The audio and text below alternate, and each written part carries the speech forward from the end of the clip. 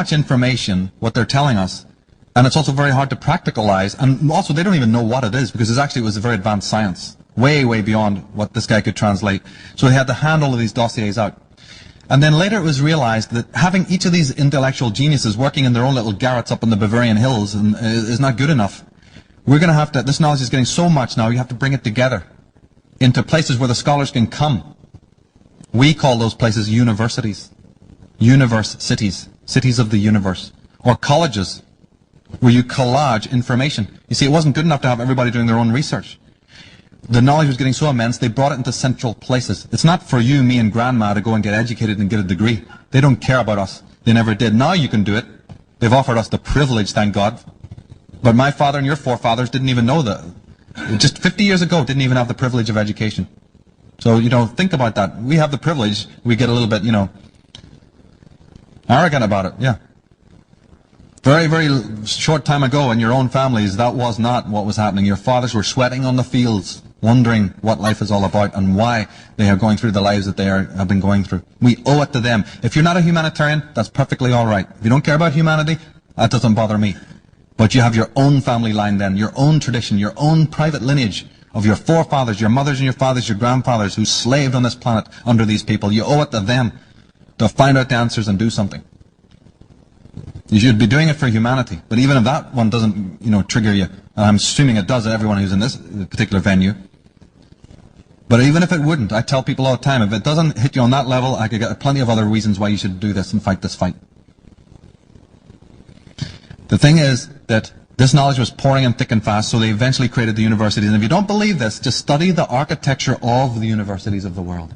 Go there and look at the symbols they use in those places, and how they're divided and sequestered, and the robes and the clothes that the scholars wear and everything. And you'll find it's occult. Part of the information that was transmitted to these people from the macrobes was that in order to even begin to build what you need, you're going to have to basically use the entire planet's mineral resources to get the very physical wealth, to pay the people, to do whatever. It's like running a business, right? Anybody here is a business owner, they know what I'm talking about. Well, this is a business that incorporated building super technologies. So is it not from the 14th and 15th century that we have the rise of the British Empire? This tiny little country that stretches its tentacles out to the rest of the world? Isn't it from that time that we have the universities of the world rising? Isn't it from that time we have the stock exchange rising? Isn't it that time we have the industrial revolution's beginnings? The agricultural revolution, right? Think of just how many things that we now take for granted that came out of that particular time. Wasn't that the time of the new science of Francis Bacon and Newton and Copernicus and Kepler? All looks very divided, doesn't it? Well, because it's divided, because we're learning it from the universities who have been put together by them in the first place, who know how to disseminate the knowledge so that you won't see the overall pattern. But the few at the top of the pyramid know what is really going on. These things don't just arise by themselves. Just study those periods themselves, please. If you go even on a trip to England, on a holiday, and you go through those lovely estates, those beautiful estates of the landed gentry, just ask, when is the architecture? Ask the guides, when do these get built? 90% of the stately homes in England were all built around the 16th century.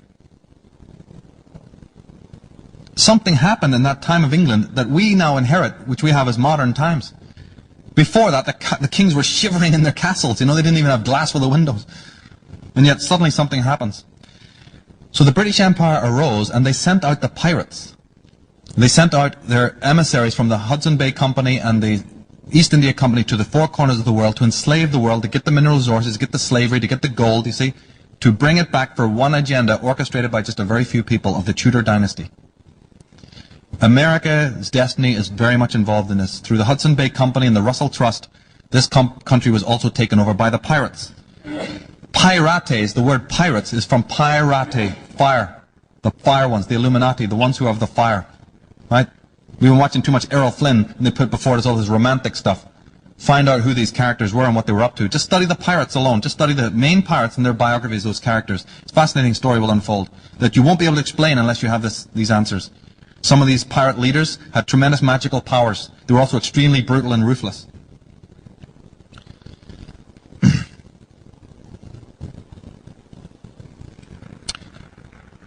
Now, the macrobes,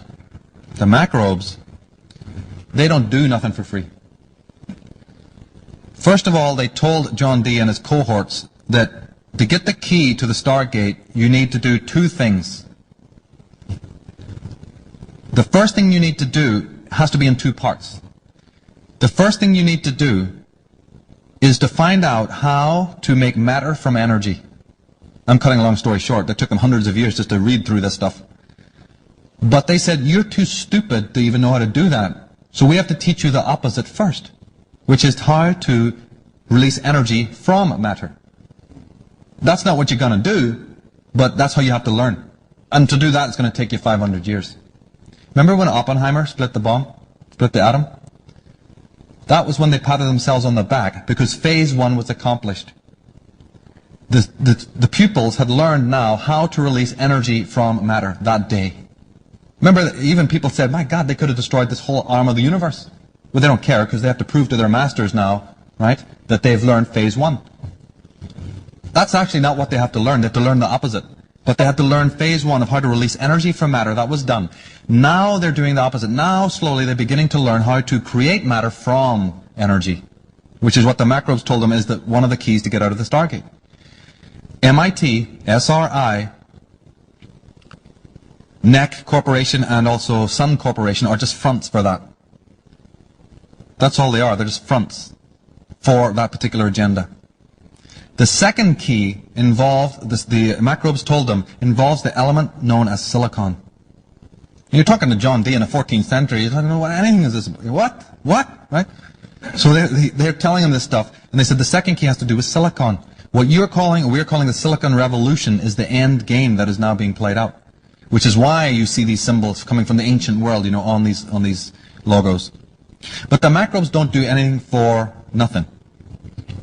So John Dee goes, well, what do you want in return for your knowledge?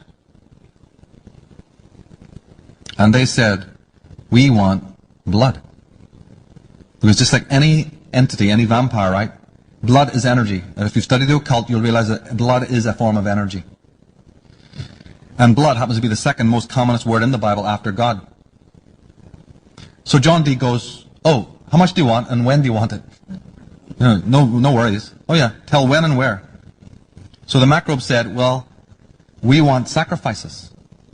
Ladies and gentlemen, is it not also since that time of the 16th century that the wars, not battles between two maniac kings with a couple of hundred knights, but I'm talking about the wars, begin? Not only the ships and the trade routes and the debauchery, Africa, what these people have done to just that continent alone? We don't have to go there. Think about what they've done in America. But isn't it also that time that the great wars begin?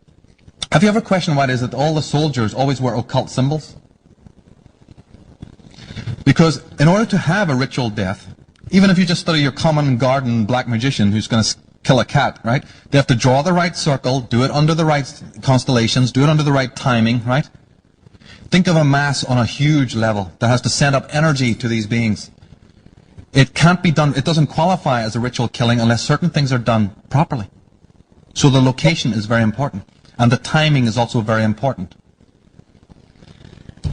So they said the ritual centers, our cities are actually, that's what they are. They're ritual centers for that. Do you know that there's 23 zodiacs in Washington, D.C., sequestered into the architecture there? That's more than any single place on the planet. In this book that was recently done, The Secret Architecture of Our Nation's Capital, this author goes into that, into the memoirs of the Library of Congress of all the founding fathers to describe. He doesn't know what he's looking at, but at least he presents the information of why these centers exist. Now, because of time, we do not have the time to have all of the quotes from his book that I have that are so beautiful. They're in my book for you, but we don't have time to just do them in this moment. Let me skip forward. How long we got? Yeah, see? So let's just try and get somewhere here. We're close to the end anyway. I'll skip through a lot of stuff here. Unfortunately, we don't have that time.